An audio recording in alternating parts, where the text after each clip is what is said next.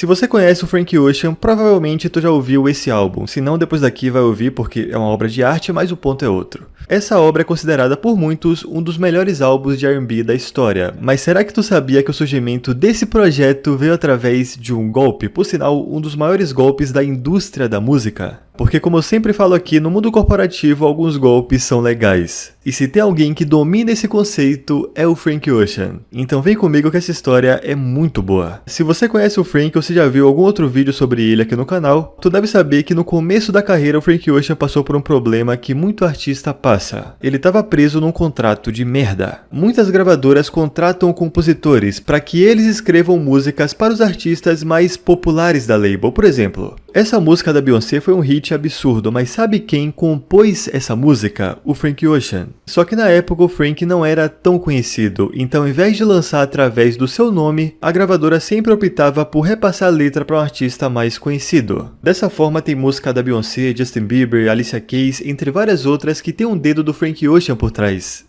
Essa frase ficou meio esquisita, mas você entendeu. Chegou o momento que o Frank não queria mais ser apenas um compositor, ele queria ser um artista, ele queria fazer uma música dele. Só que sempre que ele vinha com essa ideia, a gravadora falava, pô camarada, não vai rolar. Porque pra eles é mais seguro apostar na Beyoncé do que no artista novo, entende onde eu quero chegar? Então eles prenderam o Frank no contrato apenas como compositor, não deixando ele crescer como artista. Então meu mano Frank Ocean teve um plano, já que essa label não me deixa fazer um álbum, eu vou fazer uma mixtape e soltar de graça só pro mundo saber que eu tenho qualidade. E você pode perguntar, tá bom Lucas, mas qual a diferença de uma mixtape pra um álbum? Mixtape geralmente é algo mais cru, é um conjunto de músicas onde usa muita coisa com direito autoral. Por isso é muito difícil monetizar em cima. Já um álbum é uma coisa mais trabalhada, tem um planejamento por trás para lançar o projeto da melhor forma possível. É por isso que as empresas pagam os artistas por cada álbum. Eles dão um adiantamento para que você produza a obra e depois esse valor é descontado do lucro do álbum. Mas o Frank tava cagando para dinheiro. Ele só queria que o mundo soubesse que ele tem talento e foi exatamente isso que aconteceu. Em 2011 ele lança uma mixtape de graça no Tumblr e é um hit absurdo. Daí a gravadora sente o cheiro do dinheiro e fala, é por isso que a gente sempre confiou em você. Se você conhece a história do Frank com Chris Brown, tu sabe que ele não esquece tão fácil das coisas. Então o Frank fala, tá bom, agora me dá um contrato como artista. A Def Jam fala, é claro que sim. E eles fecham um contrato para que o Frank produza 2 álbuns em nome da Def Jam. Lembra dessa informação. Em questão de meses, o Frank cria Channel Orange, um álbum absurdo. Essa obra é tão boa que não tem como colocar em palavras, e isso impulsiona a carreira do Frank para outro nível, fazendo ele ganhar um Grammy por causa desse álbum. E sabe quem queria surfar nessa onda e fingir que sempre acreditou no Frank Ocean? A gravadora. Não ironicamente, o executivo da Def Jam soltou a aspa, sempre vimos talento nele. Como eu falei antes, o Frank é um cara que não esquece tão fácil quando alguém é escroto com ele. Então ele diz, fica tranquilo que eu tô fazendo um álbum muito bom. A gravadora fica animada porque se esse cara diz que o álbum tem qualidade, é porque vai render muito dinheiro. Dito isso, em 2016 o Frank chega na Def Jam e fala, o projeto vai começar. Ele faz uma live onde é basicamente ele construindo uma escada. A gravadora assiste com água na boca esperando começar a chuva de lucro. Então a live continua, o Frank continua construindo escada enquanto toca algumas músicas de fundo. A Def Jam fala, é uma coisa conceitual, né? O Frank diz, sim, é um conceito. Então por 45 horas, o Frank Ocean transmitiu uma live construindo escada. Quando a transmissão acaba, a Def Jam fala, maravilha Frank, mas cadê a música? O Frank Ocean fala, não, é um álbum visual, e com isso o meu contrato com vocês acabou. Beijos.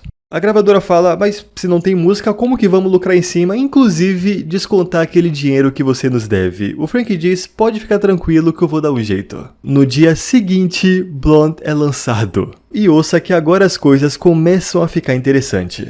Antes de bolar esse plano, o Frank fechou um contrato de 20 milhões com a Apple para lançar o álbum primeiro na Apple Music. Então Frank Ocean fez o álbum visual, cumpriu legalmente seu contrato com a Def Jam e no dia seguinte lançou o álbum de verdade de maneira independente. E com os 20 milhões que ele ganhou da Apple, ele pagou o adiantamento da sua gravadora antiga, que se eu não me engano foi de 2 milhões. Ou seja, no fim do dia, um dos álbuns mais aclamados da história foi lançado de maneira independente, o que significa que 100% do lucro foi para o Frank Ocean. Quando a Def Jam percebeu isso, eles ficaram putos, só que legalmente eles não poderiam fazer nada. O cara de fato entregou o álbum que faltava no contrato, só não era o que eles esperavam. Depois de anos com gravadoras dando um golpe em artistas, dessa vez foi um artista que deu um golpe neles. E esse foi um dos movimentos mais espertos da indústria, que de fato mudou para sempre a forma como gravadoras fazem contratos. Sendo assim, Frank Ocean fez milhões com sua obra e ainda passou para trás a gravadora que no começo travou sua carreira.